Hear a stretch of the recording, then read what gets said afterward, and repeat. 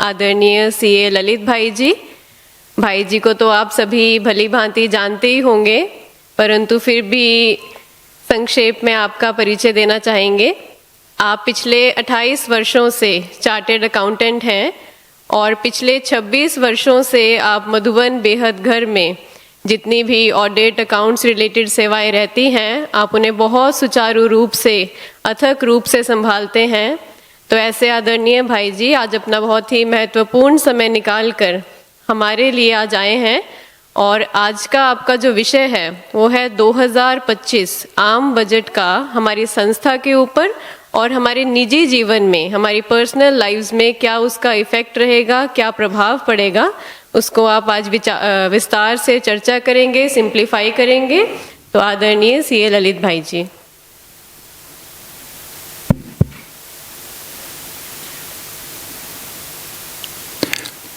ओम शांति। किसी भी संगठन को सुचारू रूप से संचालित करने के लिए बजट बनाना और बजट अनुसार कार्य करना बहुत जरूरी होता है।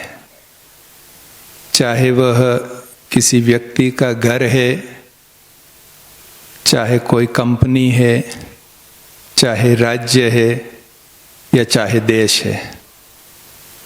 बजट के द्वारा आगामी आने वाले समय के लिए सभी कुछ प्लान किया जाता है और आने वाले समय को बजट एक दिशा प्रदान करता है।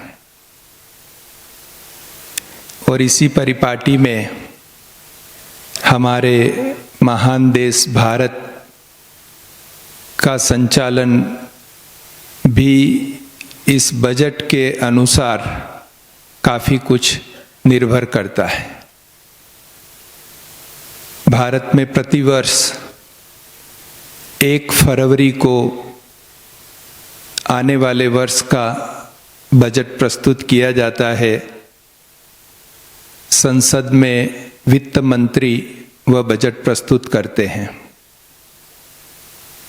आपको याद होगा कुछ वर्षों पहले 28 फरवरी को शाम को 5 बजे बजट प्रस्तुत किया जाता था। ये भारत आज़ाद हुआ उसके पहले का सिस्टम था, क्योंकि अंग्रेजों को वो समय ज़्यादा अनुकूल रहता था, जो इंग्लैंड में भी उसका सुन सके और वहाँ के जो नीति निर्धारक थे वो उसमें भाग ले सके, इसलिए शाम का समय रखते थे। लेकिन जब 28 फरवरी को बजट प्रस्तुत किया जाता था, उसके बाद पार्लियामेंट में उसका डिस्कशन होता, करते करते जून जुलाई तक हो जाता, उसको इम्प्लीमेंट करने में दिक्कत आती थी। तो जब से नई सरकार आई, मोदी जी की सरकार आई, तब से उन्होंने बजट का टाइम बदल के 1 फरवरी कर दिया दिन, और टाइम भी सुबह 11 बजे कर दिया। तो 31 मार्च तक ये दोनों ही सदनों में, लोकसभा और राज्यसभा में इसकी चर्चा हो जाती है, पास हो जाता है, राष्ट्रपति जी के साइन हो जाते हैं और 1 अप्रैल नए वर्ष, नए फिनेंशियल ईयर से वो लागू भी हो जाता है। इसलिए ये परिवर्तन किया गया। तो प्रतिवर्ष की भांति इस वर्ष भी भारत सरकार के जो वित्त मंत्री है आदरणीय निर्मला सीतारामन जी, उन्होंने कंटिन्यूअस अपना 8वां बजट प्रस्तुत किया सुबह 11 बजे, और करीब 1.25 घंटे का उनका बजट सेशन रहा। पहले तो लगभग 2 घंटे तक वो बोलती थी, इस बार 1.25 घंटे तक उन्होंने अपना बजट प्रस्तुत किया। लेकिन कमाल की बात यह है, और आपको जानकर आश्चर्य भी होगा, कि जितना वो बोलते हैं वो लगभग 8-10% ही होता है। बाकी का सब तो फिर लिखत में आता है। उस दिन जो बजट प्रस्तुत हुआ, दूसरे दिन सुबह ही ये बजट की पूरी बुक आ गई। उन्होंने बोला तो थोड़ा सा था, लेकिन जो लिखत में देते हैं उसमें बहुत कुछ होता है और भी। तो बिटवीन द लाइंस पढ़ना पड़ता है कि एग्जैक्टली कानून में क्या क्या परिवर्तन हुआ है। और वो फिर हम यहाँ से अहमदाबाद जाके जो एक्सपर्ट्स होते हैं उनके बड़े बड़े क्लासेस होते हैं वहाँ पे, उनका एनालिसिस का सब, तो वो सब उनके द्वारा उसकी गहराइयों का पता लगता है और एग्जैक्टली हमें कहाँ कहाँ उसका प्रभाव हमारे आर्थिक व्यवस्था पर आ रहा है, चाहे हमारे घर के हैं, खुद के इनकम टैक्स का है या संस्था का है, वो सब चीज़ें फिर हम जानकारी लेते हैं उसकी। पर इस बार का बजट कुछ विशेष रहा है और इस बार के बजट में एक सुखद आश्चर्य सबको जानने को मिला। आप सबने टीवी न्यूज़ भी देखे होंगे, प्रिंट मीडिया भी पढ़ा होगा, सोशल मीडिया में भी उसका काफ़ी विस्तार से आया है। वो सबसे सुखद कौन सी बात थी? 12 लाख रुपया तक कोई टैक्स नहीं भरने का। क्योंकि जब हम यहाँ बजट सुन रहे थे लाइव, तब वित्त मंत्री जी बोल रहे थे, क्योंकि बजट में पहले आधा पौना घंटा तो अर्थव्यवस्था के बारे में और सरकारी नीतियों के बारे में, सरकारी प्लानिंग के बारे में, उसके बारे में चर्चा होती है। फिर पार्ट बी में इनकम टैक्स और उसके बाद कस्टम ड्यूटी और इनडायरेक्ट टैक्सेस की चर्चा होती है। तो जब इनकम टैक्स का नंबर आया तो वित्त मंत्री जी ने कहा कि हम इस बार लिमिट बढ़ा रहे हैं, एग्जेम्पशन की लिमिट। तो हमने सोचा 7 लाख था तो ज़्यादा से ज़्यादा 10 लाख तक कर देंगे, लेकिन जब उन्होंने 12 लाख बोला तब हमें भी बड़ा सरप्राइज हुआ कि 7 लाख से सीधा 12 लाख तक की इनकम को छूट देना, ये एक बहुत बहुत बड़ा बोल्ड स्टेप कह सकते हैं। इससे सरकार को 1 लाख करोड़ रुपया का इनकम टैक्स कम मिलेगा। इतना बड़ा स्टेप उन्होंने लिया है। तो कई समझ रहे हैं कि अभी जिनकी 12 लाख रुपया आमदनी होगी उनको इनकम टैक्स रिटर्न नहीं भरना होगा, ऐसा कई समझ रहे हैं कि तब तक छूट है, कोई टैक्स भरना नहीं है तो इनकम टैक्स रिटर्न नहीं भरना होगा। पर ऐसी बात नहीं है। मैंने बताया ना, जो बोला जाता है उससे कई गुना ज्यादा लिखा जाता है, जिसे समझना होता है। तो वास्तव में जिनकी 4 लाख रुपया वार्षिक इनकम है उनको टैक्स 0% है, लेकिन 4 लाख 1 रुपये से 8 लाख रुपये तक 5% इनकम टैक्स है और 8 लाख 1 रुपये से 12 लाख रुपये तक 10% इनकम टैक्स है। तो जब ये इनकम टैक्स 5% और 10% लगाया है तो फिर ऐसा क्यों कहा जा रहा है कि 12 लाख रुपये तक कोई भी टैक्स नहीं भरना पड़ेगा? तो उन्होंने क्या किया, पिछले वर्ष भी था, वो रिबेट उन्होंने बढ़ा दी। सेक्शन 87A है, उसके अंतर्गत उन्होंने एक रिबेट दी है। पिछले साल 25,000 थी, इस बार वो रिबेट 60,000 कर दी। तो जो ये 8 लाख से 12 लाख तक 60,000 रुपये का उनको इनकम टैक्स भरने का होता है, वो उन्होंने रिबेट दे दी कि जो रिटर्न भरेगा उस व्यक्ति को वो रिबेट की छूट मिल जाएगी, तो उनको टैक्स नहीं भरना पड़ेगा। तो मतलब टैक्स बनता तो है 60,000 रुपये का, परंतु इनकम टैक्स रिटर्न भरने पर उनको वो रिबेट मिल जाएगी, तो टैक्स 0 हो जाएगा। तो जिनकी 4 लाख रुपये से ज्यादा की वार्षिक आमदनी है उनको इनकम टैक्स रिटर्न तो जरूर भरना ही पड़ेगा। 12 लाख रुपये तक उनको रिबेट मिल जाएगी, इसलिए टैक्स नहीं लगेगा, लेकिन रिटर्न भरना जरूरी है। कोई ये नहीं समझे कि 12 लाख की इनकम तक हमको इनकम टैक्स रिटर्न ही नहीं भरना है, ऐसी बात नहीं है। ये बिटवीन द लाइन जो है वो समझने की बात है। दूसरा कि उन्होंने डिफरेंट स्लैब्स बनाए टैक्स रिटर्न के, उसमें भी लोगों को फायदा कराया है। जैसे पहले 15 लाख रुपए से ज्यादा आमदनी पर 30% का इनकम टैक्स भरना पड़ता था। इस बजट में उन्होंने प्रपोज किया कि अभी 24 लाख रुपए से ज्यादा आमदनी होगी तो 30% भरना है।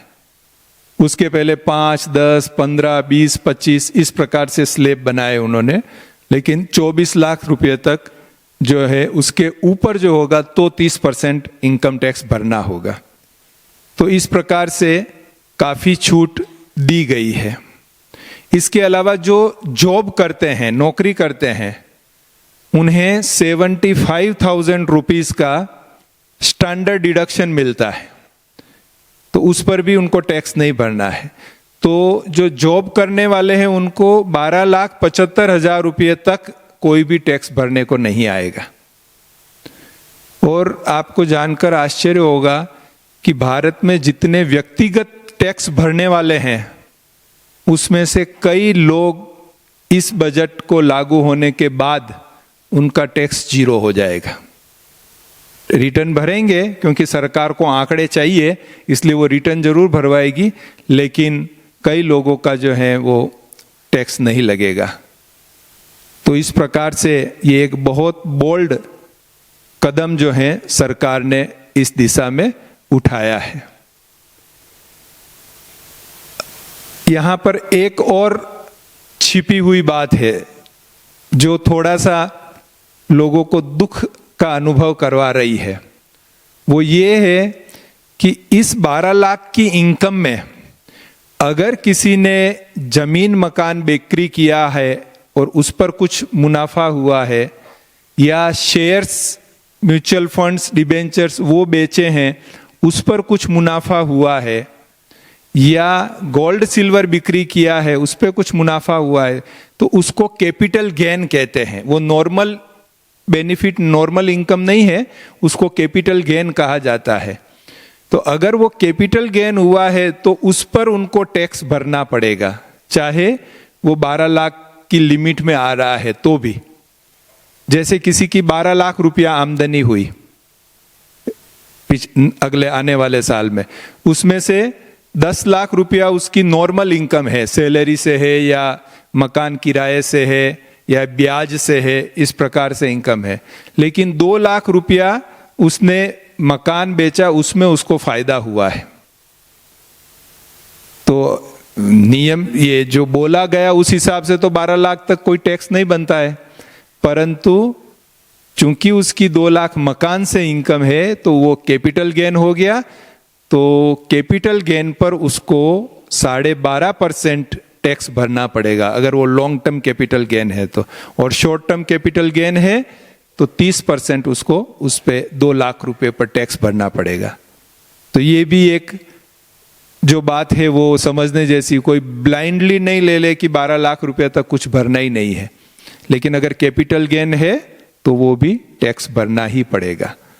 तो इस प्रकार से ये पर्सनल इनकम टैक्स में ये जो स्लैब्स चेंज हुए हैं तो उसके हिसाब से इतना बेनिफिट उनको हो रहा है।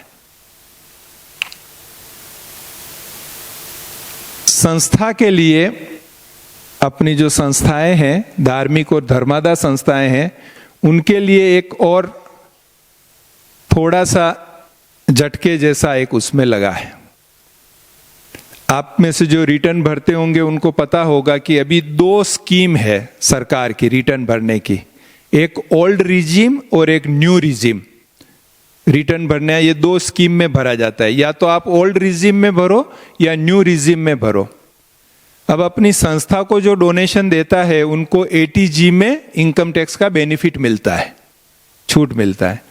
तो वो जो ओल्ड रिजीम है उसमें ATG की छूट मिलती है, और न्यू रिजीम में ATG की और अन्य किसी भी प्रकार की कोई छूट नहीं है न्यू रिजीम में। तो सरकार ने पिछले 3 सालों से मैं देख रहा हूं कि जितना फायदा सरकार दे रही है वो न्यू रिजीम वाले को दे रही है, ओल्ड रिजीम में भरने वालों को कोई फायदा नहीं दे रही है सरकार, क्योंकि सरकार चाहती है कि ओल्ड रिजीम को धीरे धीरे खत्म कर दिया जाए।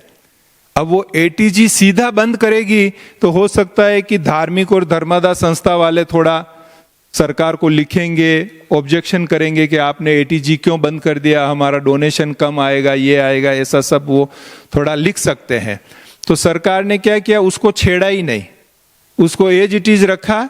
उसमें जो छूट छाट है थोड़ी बहुत, उस हिसाब से लगभग 4.5 लाख रुपए तक उस पर टैक्स भरने को नहीं आता है ओल्ड रिजीम में। लेकिन जो छूट दी 3 सालों में, सब ये नई रिजीम वालों को छूट दी। तो अभी भी जैसे 12 लाख तक पर जो टैक्स नहीं भरना है वो न्यू रिजीम वाले को दिया है।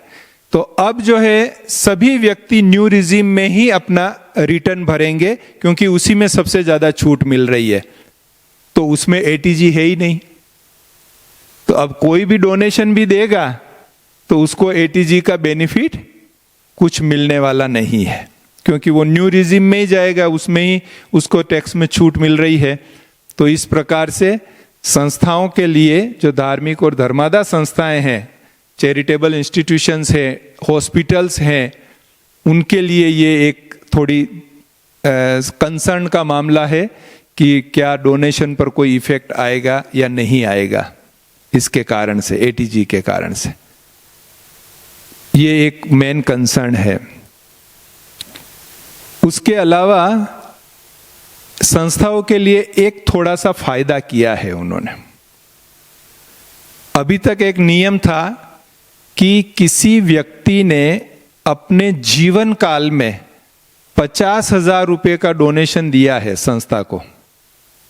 संस्था मतलब उस हेड ऑफिस और ब्रांचेस सब मिला के, और जीवन काल में 50,000 रुपए का डोनेशन दिया है, तो ऐसे व्यक्ति का नाम, एड्रेस, पैन नंबर सरकार को देना होता है। और उसने कुल कितना डोनेशन दिया अभी तक, वो उसको देना है सरकार को। लेकिन उसके साथ साथ उसके रिलेटिव के भी नाम, एड्रेस देने हैं सरकार को। रिलेटिव भी कितने? 29 रिलेटिव, दादा दादी से लगा के पोते पोती तक का, और सब मिला के 29 रिलेटिव के नाम, एड्रेस और वो सब देने। और वो जिस जिस कंपनी में या फर्म में पार्टनर है या ऐसा उसका हित है, उसका भी नाम देना है सरकार को। ऐसा एक नियम था। अब 50,000 तो मामूली रकम है, अपने जीवन काल में तो व्यक्ति दे ही देता है। इतना तो सब मिला के, कभी 2,000, 5,000 किसी ब्रांच को दिया, हेड ऑफिस को दिया, सब मिला के। तो उतने नाम सरकार को देना, वो हमारे लिए एक बहुत बड़ी समस्या थी। वो फिर बहुत ट्रस्ट ने सरकार को इसके बारे में लिखा कि भाई इस लिमिट को आप बदलो, ये बहुत परेशान कर रही है हमें। तो सरकार ने इस बार सुनवाई की उसकी, और उन्होंने ये कहा कि 1 वर्ष में जिसने 1 लाख रुपए से ज्यादा डोनेशन दिया 1 वर्ष में, वो भी सभी ब्रांचेज और हेड ऑफिस को मिलाकर, चाहे कैश में दिया, चाहे बैंक में दिया, चेक से दिया, चाहे चीज वस्तु दिया, कुछ भी, 1 लाख रुपए से ज्यादा वैल्यू का डोनेशन दिया, तो उसका नाम, एड्रेस, पैन नंबर वो सरकार को स्पेशली देना होता है। वो स्पेसिफाइड पर्सन कहलाता है, स्पेसिफाइड डोनर कहलाता है, और उसकी डिटेल देनी पड़ती है। उसके साथ उन्होंने ये भी रखा कि उसके जीवन काल में कुल मिलाकर 10 लाख रुपए से ज्यादा दिया है तो भी देना है। सपोज इस साल में उसने, जो आने वाला साल है, उसमें उसने 60,000 रुपया डोनेशन दिया कुल मिलाकर, लेकिन जीवन काल में कुल मिलाकर उसका 11 लाख रुपया डोनेशन हो रहा है, तो उसकी भी डिटेल सरकार को देनी होती है। लेकिन वो मुक्ति मिल गई जो रिलेटिव्स के, 29 रिलेटिव्स के नाम देने होते थे, उनकी कंपनी का, फर्म का सब कुछ देना होता था, उससे मुक्ति मिल गई, वो नहीं देना है। लेकिन केवल व्यक्तिगत उसी का पूरा डिटेल देना है। तो ये एक संस्थाओं के लिए थोड़ी राहत हुई है, परंतु ये भी कोई मामूली बात नहीं है। आप सोचो, जैसे अपनी ही संस्था है, आज 60-70 साल से अकाउंट्स उसके मेंटेन होते हैं, करते आए, लेकिन अब 60-70 साल में किसने टोटल 10 लाख डोनेशन दिया, वो हिसाब निकालना कोई सरल थोड़ी है। इतना तो बुक्स भी नहीं रखते, बुक्स भी 10 साल के ही रखे जाते। तो वो चैलेंज है, लेकिन फिर भी थोड़ी राहत तो इसमें मिली हुई है। एक जो काफी चेंजेस किए हैं वो टीडीएस में भी चेंजेस किए हैं, रिलीफ दी है उसमें भी। आप सबको पता हो बैंक में आपकी एफडी रखी जाती है, आपकी व्यक्तिगत एफडीज भी बैंक में रखी हुई होगी। उस एफडी पर एक लिमिट से ज्यादा ब्याज मिलता है तो बैंक 10% टीडीएस काटता है, फिर आपको पैसा मिलता है ब्याज का। इसके लिए आप 15G 15H बैंक में देते हैं तो वो नहीं काटता है। तो ये लिमिट इस वर्ष तक नॉर्मल व्यक्ति के लिए 40,000 रुपया और सीनियर सिटीजन के लिए 50,000 की लिमिट थी कि भाई सीनियर सिटीजन है, बैंक में पैसा रखा हुआ है तो 50,000 रुपया तक टोटल ब्याज मिलेगा, तब तक बैंक उसका टीडीएस नहीं काटेगा। टीडीएस का मतलब होता है टैक्स डिडक्शन एट सोर्स, यानी जब आपको वो बैंक इंटरेस्ट का पेमेंट कर रहा है तो उसमें से 10% इनकम टैक्स काट के फिर आपको पेमेंट करेगा, तो वो 10% टीडीएस कहलाता है। तो ये 50,000 लिमिट थी सीनियर सिटीजन के लिए और नॉर्मल एसएससी के लिए वो 40,000 लिमिट थी। तो इस बार इन्होंने क्या परिवर्तन किया, सीनियर सिटीजन की 50,000 से 1 लाख रुपया कर दिया। तो अब 1 लाख रुपये तक जो भी ब्याज मिलेगा सीनियर सिटीजन को, उस पर बैंक वाला टीडीएस नहीं काटेगा। बैंक है या कंपनी है वो उन एफडी पर ब्याज पर टीडीएस नहीं काटेगा। और नॉर्मल एसएससी है उनका 40,000 से बढ़ा के 50,000 कर दिया है कि 50,000 तक ब्याज मिलेगा, तब तक टीडीएस नहीं कटेगा। तो ये टीडीएस में एक परिवर्तन किया है। एक और परिवर्तन टीडीएस में किया है वो हाउस रेंट के मामले में, कि मकान किराया या कोई हॉल किराया लिया है या प्रोग्राम के लिए हॉल लिया है, कोई पार्टी प्लॉट लिया है किराए पर, कोई होटल बुक किया है किराए पर, तो उस पर टीडीएस का प्रोविजन था। उसमें बड़ा चालाकी से इन्होंने परिवर्तन किया इस बार। पहले ये अभी तक ये नियम था इस साल तक कि 2,40,000 रुपया एक वर्ष में भुगतान करते हैं, उससे ज्यादा तो 10% टीडीएस काट के पेमेंट करना है। एक वर्ष का 2,40,000, महीने का कितना हुआ 20,000 रुपया। पर महीने का नहीं गिना जाता था, पूरे साल का गिना जाता था। जैसे एक सेंटर है, उस सेंटर का 30,000 रुपया मासिक किराया है और उसने दिसंबर मास में मकान वो किराए पर लिया है, तो 30,000 है, लेकिन 4 महीने का किराया हुआ मार्च तक। मार्च में तो साल पूरा हो जाता है, तो 1,20,000 हुआ, तो टीडीएस नहीं काटने का। सरकार ने ये लिमिट तो बढ़ा दी।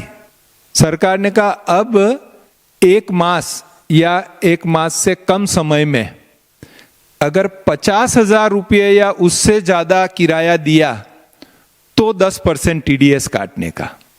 तो 50,000 के हिसाब से वो लिमिट तो बढ़ गई, 6 लाख रुपया हो गई 2,40,000 से, लेकिन उसको वार्षिक लिमिट के बजाय उन्होंने मंथली लिमिट कर दी कि 1 महीने का जो है 50,000 या उससे ज्यादा। अब कोई सेंटर है उसका 30,000 रुपया किराया है, लेकिन वो 2 महीने का किराया अगर एक साथ देते हैं तो कितना हो गया 60,000 हो गया। तो 50,000 से बढ़ गया वो 1 महीने में, तो उस पर उनको टीडीएस काटना पड़ता था। जो पहले नहीं काटना पड़ता था वो अब काटना पड़ेगा। फिर जैसे किसी ने प्रोग्राम किया और प्रोग्राम के लिए कोई हॉल किराए पर लिया, उसका हॉल का किराया, अंदर डेकोरेशन के आइटम, बिजली सब मिला के उसका 70,000 रुपया 2 दिन का खर्च हुआ, तो अब उसको 70,000 रुपये पर टीडीएस काटना पड़ेगा, जो पहले नहीं काटना पड़ता था, क्योंकि 2,40,000 की लिमिट थी, वार्षिक लिमिट में आता था। अब उन्होंने वार्षिक लिमिट खत्म कर दी और मासिक लिमिट लगा दी, तो मासिक लिमिट के कारण अब उनको वो भरना पड़ेगा। तो ये ऐसी अंदर छोटी छोटी बातें होती है जो डायरेक्ट सुनते हैं तब अच्छा लगता है। एक बहुत ही उन्होंने नई बात भी बताई जो आश्चर्यजनक थी, वो मैं फिर बाद में बताता हूँ। तो अभी हम यही बता रहे थे टीडीएस के बारे में। तो ऐसे सुनकर खुशी हुई कि लिमिट जो है 2,40,000 से बढ़ा के 6 लाख कर दिया है, पर जब पढ़ा तब पता चला कि ये मंथली 50,000 हो गया। तो अभी हमारे कई सेंटर्स को भी टीडीएस काटना पड़ेगा। ये एक इसमें नई बात आ गई। इसके अलावा अगर किसी के पास शेयर्स है और डिविडेंड आता है उसका, तो डिविडेंड पर भी उन्होंने जो है छूट दिया है। जो लिमिट है वो बढ़ाया है। पहले 5,000 रुपये तक का डिविडेंड पर टीडीएस नहीं कटता था, अब वो 5,000 से बढ़ा के 10,000 कर दिया है कि 10,000 से डिविडेंड तक टीडीएस नहीं होगा, उसके बाद 10% टीडीएस होगा। फिर कमीशन एंड ब्रोकरेज, जैसे मकान ढूंढते हैं तो वो ब्रोकरेज देते हैं या और किसी भी कारोबार में कमीशन देते हैं, तो उस पर भी पहले 15,000 रुपये तक कोई टीडीएस नहीं काटना होता था। अब जो है सरकार ने उसको 15,000 से 20,000 कर दिया है। एक और इम्पोर्टेंट चेंज टीडीएस के लिए किया है कि हॉस्पिटल में जो ट्रीटमेंट कराते थे तो वो प्रोफेशनल्स, डॉक्टर को प्रोफेशनल माना जाता है और प्रोफेशनल सर्विसेज है हॉस्पिटल की। ऐसे ही एडवोकेट, चार्टर्ड अकाउंटेंट, आर्किटेक्ट, इन सब का जो है 30,000 रुपया वार्षिक भुगतान होता था, तब तक टीडीएस नहीं काटना था। अब वो लिमिट बढ़ाकर 50,000 रुपया कर दिया कि 50,000 रुपये तक वार्षिक भुगतान होगा हॉस्पिटल को, डॉक्टर को, एडवोकेट को, चार्टर्ड अकाउंटेंट को, आर्किटेक्ट को, इंजीनियर्स को, तब तक उनको टीडीएस नहीं काटना है। 50,000 से ज्यादा वार्षिक भुगतान हुआ तो फिर 10% टीडीएस काटना होता है। एक व्यक्तिगत करदाताओं को एक और अच्छी छूट दी इस बजट में। व्यक्ति अपना मकान खुद का मकान होता है, तो एक मकान जो है वो सरकार ने कहा हुआ है कि वो मकान का आपका कोई किराया नहीं माना जाएगा, इनकम, किराया इनकम, और उसकी आपको छूट मिलेगी। चाहे आप वहां रहो कि नहीं रहो, खाली मकान भी होगा तो भी हम छूट लेंगे, उसकी छूट देंगे। लेकिन दूसरा मकान है वो किराए पर दिया हुआ है, तो वो किराए की रकम पर आपको इनकम टैक्स भरना है। और किराए पर नहीं दिया हुआ है, खाली पड़ा है, तो भी उसका अनुमानित किराया, नॉशनल रेंट मानकर उस पर भी टैक्स भरना है। ऐसा प्रोविजन था कि खाली पड़ा है मकान तो भी उसका कि भाई इतना आपका इसका नॉशनल रेंट होता है और उस पर टैक्स भरना है। पिछली बार सरकार ने इसमें ऐसा चेंज किया कि दूसरा मकान अगर खाली है लेकिन उसके पीछे वैलिड कारण है कि आपकी जॉब किसी दूसरे शहर में है या आप बिजनेस अर्थ किसी दूसरे शहर में शिफ्ट हुए हैं, तो आपको भले दूसरा मकान भी खाली है तो उस पर हम किराया नहीं गिनेंगे और टैक्स नहीं लेंगे। लेकिन इस बजट में उन्होंने एक चेंज किया, प्रपोज किया है अभी, तो वो ये प्रपोज किया कि अगर आपका दूसरा मकान भी खाली पड़ा है तो उसका हम कारण नहीं देखेंगे, उस पर भी हम छूट दे देंगे आपको, उसका भी हम किराया नहीं गिनेंगे और उस पर कोई टैक्स नहीं लेंगे। तो अब व्यक्ति के 2 मकान जो हैं हो तब तक उसका किराया नहीं मान के उसको टैक्स नहीं लगेगा। लेकिन अगर तीसरा मकान है तो फिर वो चाहे किराए पर दिया हुआ है चाहे किराए पर नहीं दिया हुआ है। अगर किराए पर दिया है तो जितना किराया आ रहा है उस पर टैक्स भरना पड़ेगा, और किराए पर नहीं दिया है तो भी नॉशनल रेंट गिनकर के मार्केट में क्या किराया चल रहा है उतना गिन पर उस पर सरकार इनकम टैक्स लेगी। तो ये एक अच्छा परिवर्तन किया है जो 2 मकान को उन्होंने किराया मुक्त मानकर उस पर टैक्स नहीं लेगी। लेकिन एक बहुत इंपॉर्टेंट बात, बहुत सबसे ज्यादा इंपॉर्टेंट बात जो वित्त मंत्री जी ने बताई, वो बताई कि हम 7 दिनों में, उन्होंने 7 दिन बोला खास, कि 7 दिनों में नया इनकम टैक्स का कानून लेके आएंगे। जो पुराने इनकम टैक्स की जगह ले लेगा। यानी 1 फरवरी को बजट प्रस्तुत किया था, तो 7-8 फरवरी तक वो इनकम टैक्स का नया कानून संसद में प्रस्तुत करेंगे।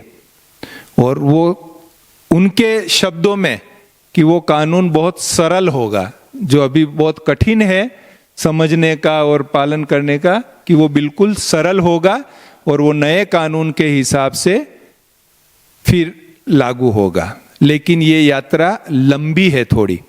वो भले अभी जैसे 7 फरवरी तक 8 फरवरी तक प्रस्तुत कर देंगे, उसके बाद दोनों ही सदनों में, लोकसभा और राज्यसभा में, उस पर बहुत विस्तार से चर्चा होगी। वो पब्लिक के लिए खुला रखा जाएगा 2-4 मास तक, कि पब्लिक का उसमें कोई भी ओपिनियन है, पब्लिक उसमें कुछ सुझाव देना चाहती है तो वो देवे। हो सकता है कि उसको जॉइंट पार्लियामेंट्री कमिटी के पास भी भेजा जाए विश्लेषण के लिए, और उनके भी सुझाव आए। वो सब करने के बाद वो नया कानून लागू होगा। पर हो तो जाएगा, क्योंकि दोनों ही सदनों में बहुमत है इस सरकार का, इसलिए वो लागू तो कर देंगे। लेकिन 1 साल तो कम से कम उसका इंतजार करना ही पड़ेगा। 1 साल के बाद वो नया कानून आएगा, और उसमें वो क्या प्रोविजन रखेंगे, क्या छूट छाट रखेंगे, या क्या टैक्स लगाएंगे, वो तो अब आने के बाद ही पता चलेगा। 2010 में इसी प्रकार से एक डायरेक्ट टैक्स कोड करके नया कानून लाने की बात हुई थी 2010 में, और वो कानून आ भी गया था। बाजार मतलब उनको पब्लिक के लिए ओपन भी कर दिया था कि आप इस पे सुझाव दीजिए। लेकिन उसका इतना विरोध हुआ और उसमें इतनी कंट्रोवर्सी चीजें थी, जो आखिर सरकार को वो पोस्टपोन करना पड़ा, और वो कानून 2010 वाला लागू नहीं हो सका। लेकिन अब सरकार कह रही कि हम सरल कानून लाएंगे, तो अभी देखते हैं कि वो क्या कानून लाएंगे और उसका क्या क्या इफेक्ट होगा। क्योंकि बातें बोलने में कुछ होता है, लेकिन उसके पीछे का भाव कुछ होता है, ये हमें समझने की बात है।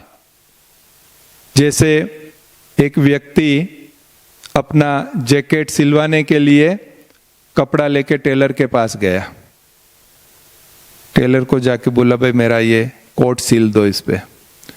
तो उसने कपड़ा मापा, कहा कि नहीं ये कपड़ा कम है, इसमें आपका कोट नहीं बन सकता। उसने कहा ठीक है। वो सोच रहा था दुकानदार ने तो पूरा माप के ही दिया था, हो जा तो जाना चाहिए, चलो मैं कहीं ट्राई करता हूँ। वो एक दूसरे टेलर के पास गया और उनको जाके बोला कि मेरा कोट सिलना है, तो आप कुछ देख लीजिए इसका। उसने मापा, कहा ठीक है आप 15 दिन में सिल लेंगे, आप आके ले जाना। 15 दिन बाद जब वो गया तो उसने कोट निकाल के दिया कि आप चेक कर लो फिटिंग ठीक है। तो उसने फिटिंग देखी, सब कुछ ठीक था। तभी उस टेलर का छोटा बच्चा दौड़ता हुआ आया और आके वो टेलर को पापा पापा ऐसे करके उसके पास आया। तो उसने देखा, उस व्यक्ति ने देखा कि उस बच्चे ने जो सूट पहना हुआ था वो भी उसी कोट के कपड़े का था बिल्कुल। तो उसने कहा देखो इसने मेरा तो कोट सिला, साथ साथ में बच्चे का सूट भी सिल दिया, पर चलो कोई बात नहीं, मेरा तो कोट ठीक है, फिटिंग ठीक है, अपने को क्या लेना देना, अपना तो अच्छा हो गया। वो कोट लेके पहले वाले टेलर के पास गया, जिसने मना किया था उसके पास गया और उसको कहा कि देख तूने तो मना किया था कि कोट नहीं हो सकता, ये मेरा देख कोट भी हो गया बहुत अच्छी तरह और उसके बच्चे का सूट भी हो गया और तू मना कर रहा था। वो टेलर उसके सामने देखने लगा, कहा अच्छा कितने साल का बच्चा था उनका? तो इसने कहा कुछ 4 साल का होगा। तो कहा मेरा 8 साल का बच्चा है। तो बात कहते कुछ है और उसके पीछे का भाव कुछ अलग ही होता है। तो ये कानून की बातों में भी ऐसा ही है कि जो वो बोलते हैं उसके अलावा जो लिखत होता है उसमें कुछ अलग ही होता है। तो ये जो इनकम टैक्स में मुख्य चेंजेस हुए हैं वो मैंने आपके सामने प्रस्तुत किए हैं। इसके अलावा तो जो सरकारी योजनाएं हैं वो तो खैर बहुत लंबी चौड़ी हैं, उस पर अभी हम चर्चा नहीं करेंगे, लेकिन नया कानून आने के बाद उसमें अगर कुछ विशेष परिवर्तन होगा तो जरूर फिर हम आपके मिलेंगे। अच्छा, ओम शांति।